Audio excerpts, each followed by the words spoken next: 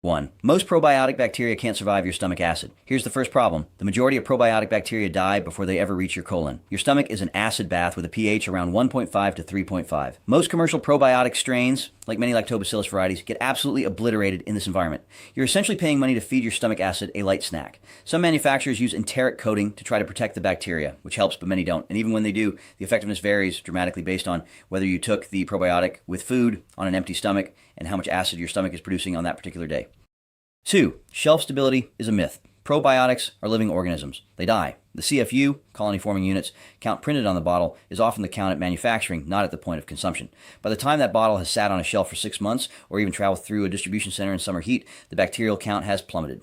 Some studies show probiotic products contain 1 to 10% of the advertised CFU count by the time they reach you. This is why your expensive probiotic bottle claims 50 billion CFUs, but might only contain 500 million viable bacteria by the time you open it. You're not getting a therapeutic dose. You're getting theater.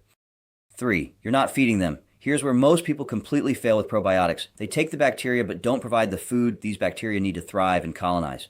Probiotics are transient. They pass through your system. Unless you're simultaneously providing the prebiotic fiber these bacteria feed on, they're just tourists passing through town, not moving into the neighborhood. You can take the best probiotics in the world, but if you're simultaneously eating a diet high in refined sugar and low in fiber, you're essentially setting up a hostile environment for them. The pathogenic bacteria that thrive on sugar will outcompete any new bacteria you're introducing.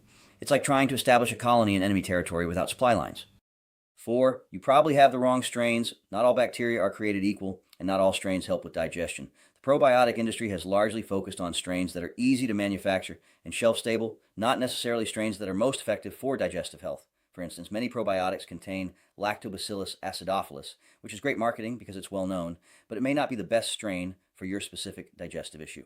Someone with IBS-D, diarrhea predominant, needs different bacterial strains than someone with IBS-C, constipation predominant. Taking a generic probiotic is like going to the pharmacy and asking for medicine. You need specificity.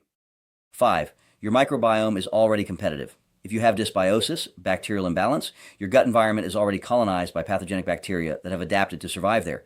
You're essentially trying to introduce new settlers into a territory controlled by hostile forces. A handful of probiotic bacteria isn't going to overthrow an entrenched population of harmful microbes. Think of it this way. If your gut is 80% bad bacteria and 20% good bacteria, adding a few million more good bacteria isn't going to shift that balance.